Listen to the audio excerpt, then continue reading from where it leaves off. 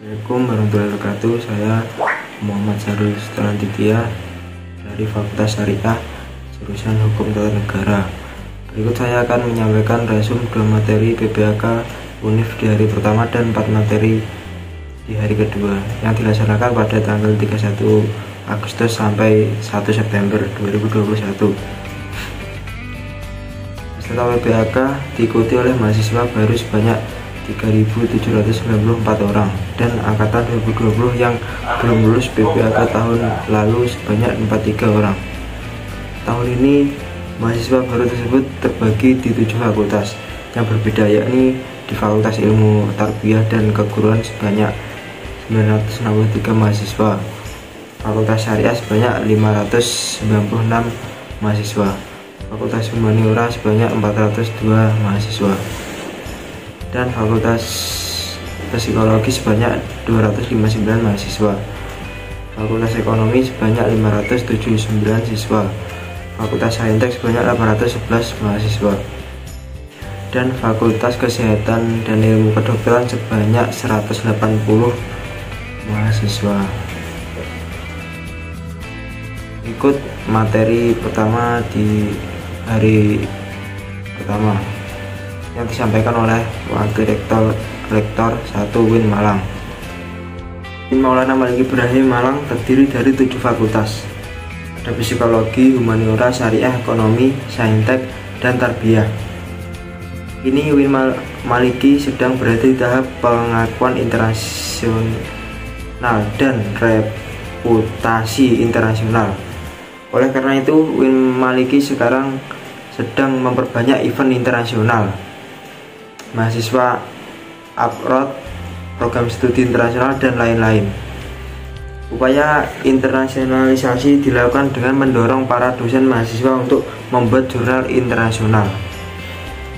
Mahasiswa diwajibkan untuk riset dan mempublik jurnal nasional atau internasional sebagai tugas akhir untuk menaikkan predikat kampus.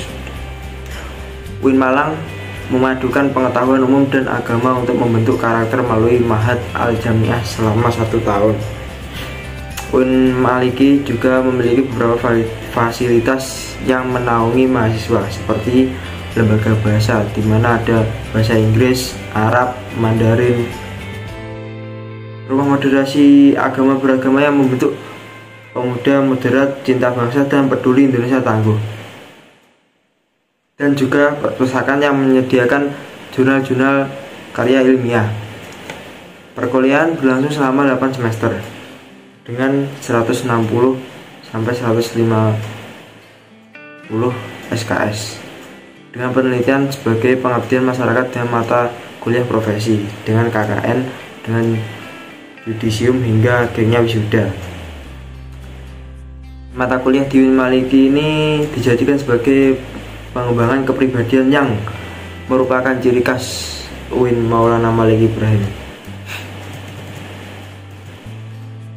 Mata perkuliahan terdiri dari mata kuliah dasar, agama, dan filsafat, dengan mata kuliah fakultas yang membedakan antar fakultas dan matkul program studi yang membedakan antar prodi. Pada tahun 2021, pembelajaran dilakukan secara daring melalui platform Zoom, Gmeet, dan e-learning, dan lain-lain. Kemudian untuk sistem syahakat mahasiswa baru semester 1 dipaketkan, sedangkan semester 2 sampai seterusnya itu diambil secara mandiri dengan berkonsultasi dengan PDPA, dosen penasihat akademik. Perkuliahan dimulai pada tanggal 6 September sampai bulan Desember 2021 dengan melalui UTS dan UAS. Setelah UAS, mahasiswa akan mendapatkan KHS, kartu hasil studi, di mana di sana tertera IPK. IPK berpengaruh sekali terhadap PKS. Semakin kecil IPK, semakin sedikit, semakin besar, maka akan semakin banyak alias cepat lulus. Mahasiswa UIN Maliki diharapkan aktif dan menjadi manusia yang bermanfaat. Dari kedua di hari pertama yang disampaikan oleh Dr. Haji Ahmad Fatah Yasin MAG. Kita adalah is the best human material. Mahasiswa baru harus mengupayakan diri baik secara mental dan spiritual dalam mengikuti perkuliahan di UIN Malang. Orang yang memiliki mental spiritual memiliki 3 indikator, yaitu 1. Berpikir ilmiah. Mahasiswa baru harus melandasi pikiran dengan pengetahuan umum dan agama. 2. Berperilaku islami. Dengan cara tampil dengan setel khas UIN Malang, yakni berpakaian islami dan tidak berambut gondrong serta berbicara sopan dan sebagainya. 3. Menjadi mahasiswa yang kreatif dan terampil dalam bermasyarakat. UKM adalah wadah untuk memenuhi bakat mahasiswa. Jika akan lulus, mahasiswa dituntut untuk mengumpulkan SKKM (Satuan Kegiatan Mahasiswa) yang akan dituangkan di SKPII (Surat Keterangan Pendampingan Ijazah). Hal ini didapat dari kegiatan non-akademik dengan skor minimal 250 poin. Janganlah menjadi mahasiswa yang sekedar kuliah lalu pulang, namun jadi mahasiswa yang juga aktif dan berorganisasi. Kampus menyediakan beasiswa berupa prestasi akademik maupun prestasi non-akademik. Jika ingin menyampaikan aspirasi mahasiswa, bisa menyampaikan melalui SEMA, DEMA, HMPS, HMJ. UIN Maliki juga memiliki akselerasi, jadi saat semester 7 diperbolehkan mengambil S2, namun dengan syarat dan seleksi yang cukup ketat. Lulusan UIN Malang tidak hanya sekedar menjadi ustadz atau ahli agama, tetapi juga bisa menjadi lainnya. Kita harus bangga menjadi mahasiswa UIN, karena di universitas ini kita tidak hanya diajarkan ilmu pengetahuan, namun kita juga diajarkan ilmu agama. Ini Indonesia masih pandemi. Kini Kota Malang levelnya sudah menurun menjadi level 3. Jika vaksinasi terus digelakkan, hal ini akan segera membentuk herd immunity yang akan segera menyelesaikan masalah corona ini.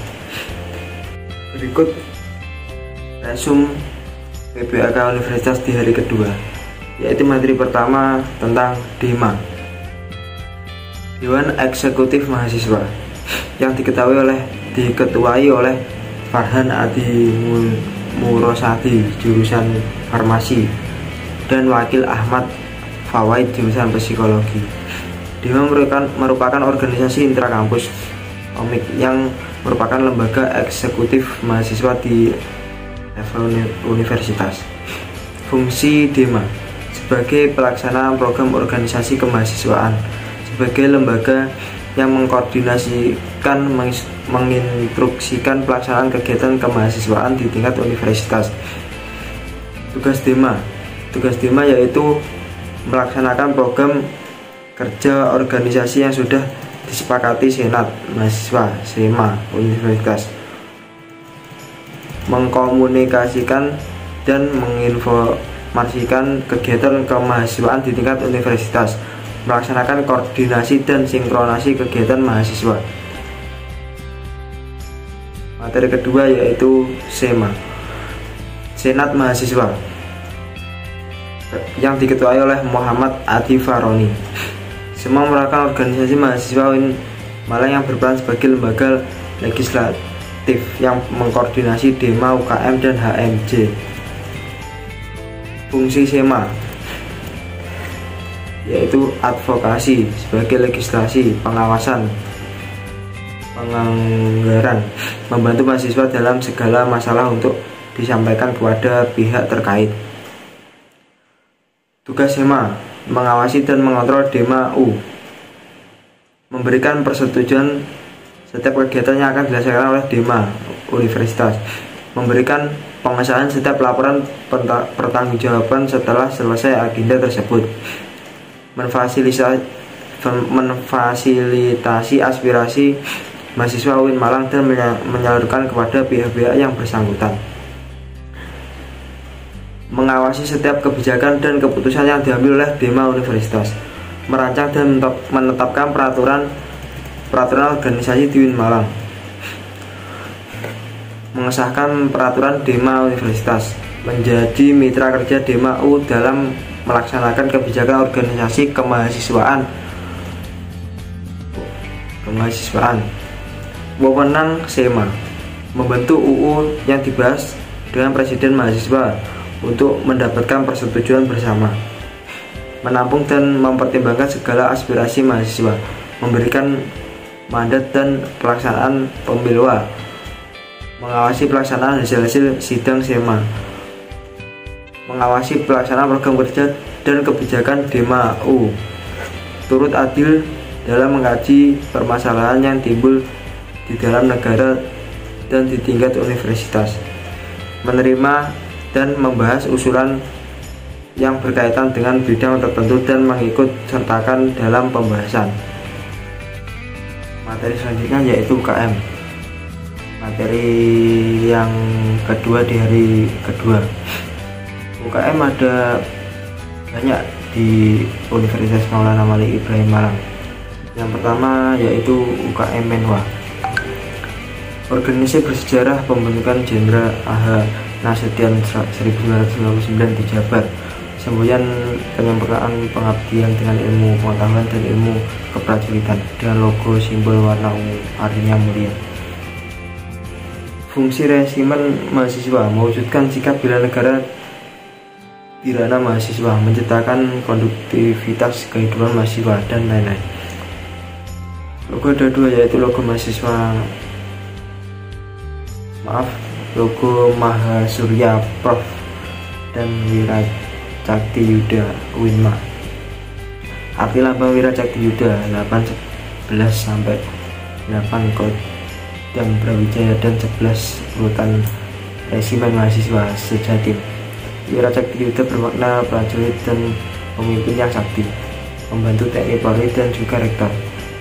Latihan lempar pisau, menembak dan bela diri karate. Selanjutnya yaitu Pramuka. Wacana Maulana Malik Ibrahim Dewi Chandra Wulan 2021 berlandaskan ulul albab dan pemangku adat. Salah satu visinya yaitu mengamalkan nilai kode kehormatan dalam kehidupan sehari-hari. Program kerja Anjang Sana, Warcap, Kuarda dan Kuarnas. Perkemahan Wirakarya, temu alumni atau family gathering dan musyawarah Pandega. Tugas rapat kerja, rapat bulanan, rapat internal bidang, rapat anggota, rapat triwulan, welcome party, logbook dan memo dan lain-lain. Salah satu dewan OPS Diklat. Yang selanjutnya yaitu UKM PMII, bergerak di bidang kemanusiaan, kekeluargaan dan kemanfaatan, didirikan oleh Pak Zainal Abidin dan Pak Mustafa pada bulan November 1990. Lambang Burung Raja Wali.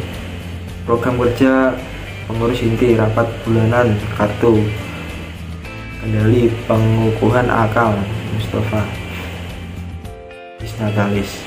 6 bidang yaitu sosial, keagamaan, diktan, pendelegasian, latihan bersama, ujian PMI dan praujian PMI, Diklatsa, forum fasilitator, rutang, kesehatan, cek obat, edukasi, kesehatan, donor darah, dan lain-lain.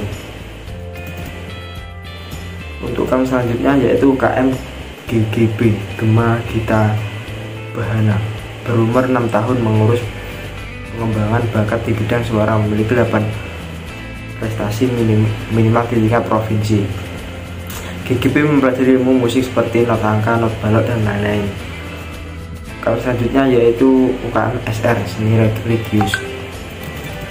Lembaga otonom yang memiliki jalur koordinatif yang bergerak dalam bidang seni Islami, yang mempunyai tujuan membentuk kader Islami yang beriman dan taat kepada Allah Subhanahu wa Ta'ala, dan memiliki jiwa pemimpin yang agamis, kritis, dinamis, kreatif, inovatif, serta menjunjung tinggi Tridharma perguruan tinggi.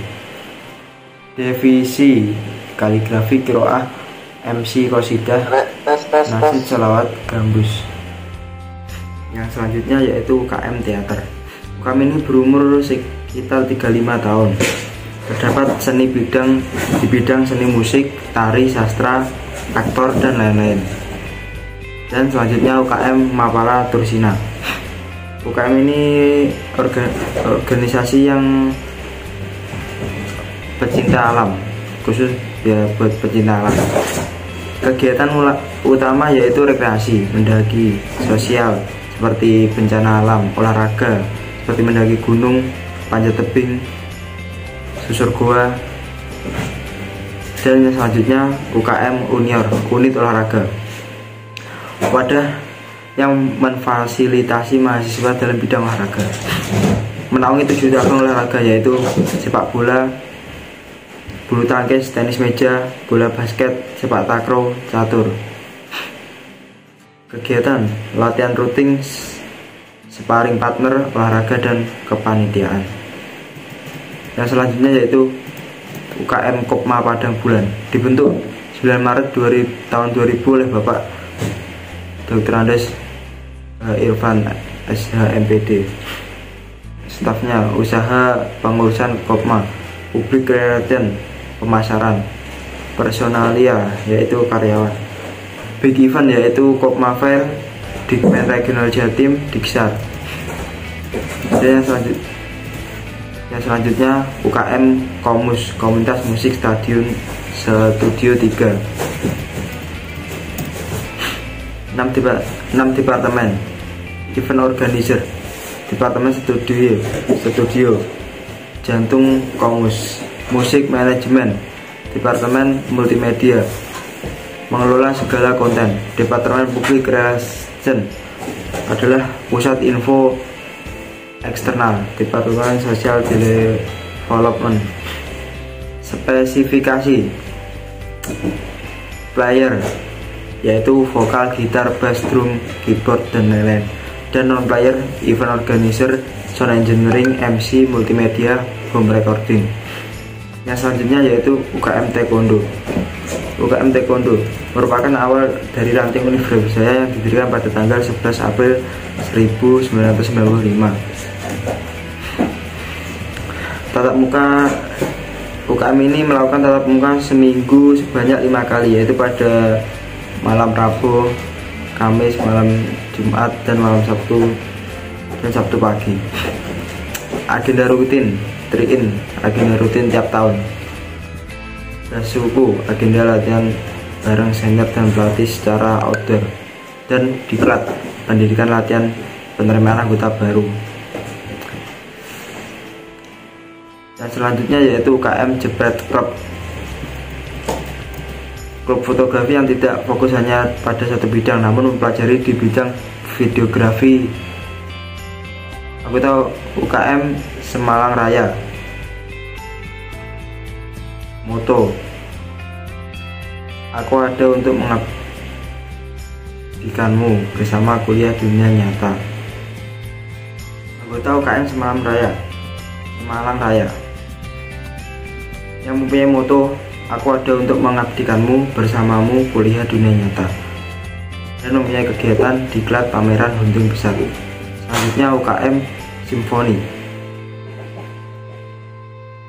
yang mempunyai program harian Simfoni Morning Show, Free Time, Fresh and Relax, Hai Indonesia, Mission Muslim Zaman Now, Halo Kampus, Freeland. Program mingguan Simfoni Weekend Show, Debak, Simfoni Soccer, Fresh Sunday, Top Cut, Soda, Diary Mami, English Day, Yaumul Arabi. Program unggulan Off Air yaitu Simfoni Indie Award Station, On Air at Daily Program and Weekly Program.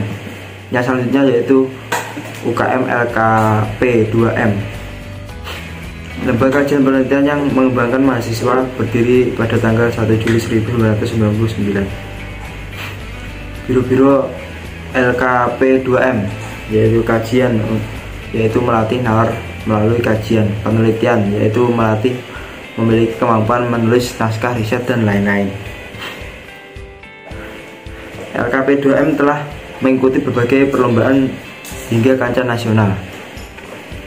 LKP 2M aktif menulis dan membuat karya baik secara nyata, buku maupun di media sosial. Yang selanjutnya yaitu UKM UAPM Inovasi, unit kegiatan mahasiswa yang bergerak di bidang jurnalistik, yang didirikan pada tanggal 21 Maret 1986 di Malang, Jatim. yang mempunyai visi memihak kesadaran nurani. Filosofis teks UAMP melandakan independensi. Produk Tipos berupa koran kumpulan isu ranah kampus dan majalah berupa majalah tahunan berisi deep news yang kritis analis. Agenda rutin. Memiliki agenda rutin diklat tingkat dasar, upgrading skill, jurnalis camp, sekolah filsafat, rapat akhir tahun, diskusi rutin. Materi terakhir yaitu tentang kebangkitan bangsa menuju Indonesia tangguh yang dijelaskan oleh M. Hasanuddin Wahid, MHum, anggota DPR RI. Saya bisa sampai di sini ya karena Win Malang. Saya diajari banyak oleh Win Malang. Dulu saya sempat dipilih menjadi HMJ dan juga Presiden BEM. Semua gemblengan itu berasal dari Win Malang. Win Malang yang menjadikan saya seperti ini. Saya tidak pernah malu bilang alumni Win Malang. Agar sekira tipe lulusan UIN ini tidak hanya menjadi ustadz, lulusan Win Malang ini bisa menjadi anggota DPR. Alumni Win Malang itu bisa berkiprah kemana saja. Kita ingin lahir dari Win Malang dan berbagai bidang agar nama Win Maulana Malik Ibrahim ini bersenafas sesuai dengan Maulana Malik Ibrahim yang sukses pada masanya. Sampai saat ini tidak ada yang bisa menemukan obat COVID-19. Untuk kunci menanggulangi COVID-19 adalah vaksinasi agar mencapai herd imun dan kekebalan skala besar. Dan kunci yang kedua yaitu adalah disiplin prokes. Orang Indonesia kurang disiplin prokes, jadi susah COVID untuk hilang. Tingkat pengulangan COVID di Indonesia itu rendah. Memakai masker aja susah, gimana mau sembuh dari COVID. Pertumbuhan ekonomi karena COVID semua turun. Semua negara turun, tapi kita sudah mengalami kenaikan dari year of year. Kita naik secara 7%. Melemahnya daya membeli karena efek PPKM membuat masyarakat malas untuk membeli. Lalu terjadi inflasi tipis dan juga banyak yang hilang pekerjaan akibat pandemi COVID-19. Tercatat lebih dari 50.000 buruh di PHK sejak awal 2021. Tingkat pengguguran akan lebih banyak di bulan Agustus 2021. Kalau dampak di sektor pendidikan, banyak yang putus sekolah karena kan anak harus bekerja karena krisis ekonomi akibat pandemi COVID-19 dan juga resepsi orang tua mereka. Lalu kebijakan sektor pendidikan di pandemi ini adalah memberikan bantuan kuota data internet, bantuan subsidi, dan lain-lain. Bantuan lanjutan untuk bulan September, Oktober, November sebanyak 2,3 T. Agar kita bisa tatap muka, kita harus melakukan kolaborasi siksa helik agar terselesaikannya wabah ini. Model kolaborasi ini tidak hanya model di pandemik, akan tetapi menjadi model kolaborasi masa depan yang mampu menaikkan kelas sektor ekonomi, pendidikan, sektor lembaga di Indonesia. Sekarang kita berada di era digital 4.0 dan akan menuju 5.0, yaitu seperti memakai hologram. Kata pepatah, siapa yang ingin memajukan dunia, dia harus pandai IT. Barang siapa yang tidak bisa menjadi mahir dalam IT, maka akan menjadi budak dunia. 3 kekuatan pengubah dunia yaitu kemajuan teknologi, agama, pasar. Peran peluang Win yaitu arus utama pengembangan teknologi digital, link dan match dengan sektor industri, menjadi kekuatan socio teknopreneur, epicentrum ajaran agama inklusif. Cara bekerja pada masa depan adalah munculnya jenis pekerjaan baru akibat digitalisasi dan otomatisasi. Cara menjadi generasi unggul yaitu keagamaan moral dan spiritual, gandrung ilmu pengetahuan, memiliki digital cohesion, kesalehan, peduli sosial. Barang siapa yang mau kuasai dunia dengan ilmu, maka kuasai maka kuasai akhirat harus dengan ilmu.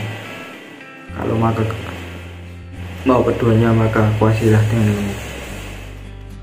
Kita harus mempunyai kecerdasan emosional, tidak hanya kecerdasan digital. Jadi mahasiswa UIN Malang harus punya dua arus besar, adalah Sunni dan Islami. Sosial labeling seperti Islam liberal, sekuler, pragmatis, modernis, tradisionalis, fundamentalis, ekstremis, teroris. Label kontemporer adalah Islam moderat dan Islam Nusantara. Apa itu moderasi dalam Islam? Yaitu secara etimologi wasatiyah berarti jalan tengah, posisi tengah, berkeadilan. Secara terminologis, pemahaman praktek keagamaan yang menjunjung tinggi kesetaraan, keberagaman, toleransi, dan berpijak pada prinsip tawasun antara resiko logika teks serta konteks. Dasar teologis, Al-Quran surah Al-Baqarah ayat 143, beberapa hadis dalam Sahih Bukhari. Kenapa moderasi penting di Indonesia? 1. Karakter Islam sebagai agama rahmatul alamin yang menjunjung tinggi keabadian Islam dan harmoni inter dan antar pemeluk agama. 2. Historitas Islam di Indonesia. 3. Karakter masyarakat Indonesia yang lekat dengan keturunan dan harmoni. 4. Ideologi bangsa Pancasila dan moto Bhinneka Tunggal Ika.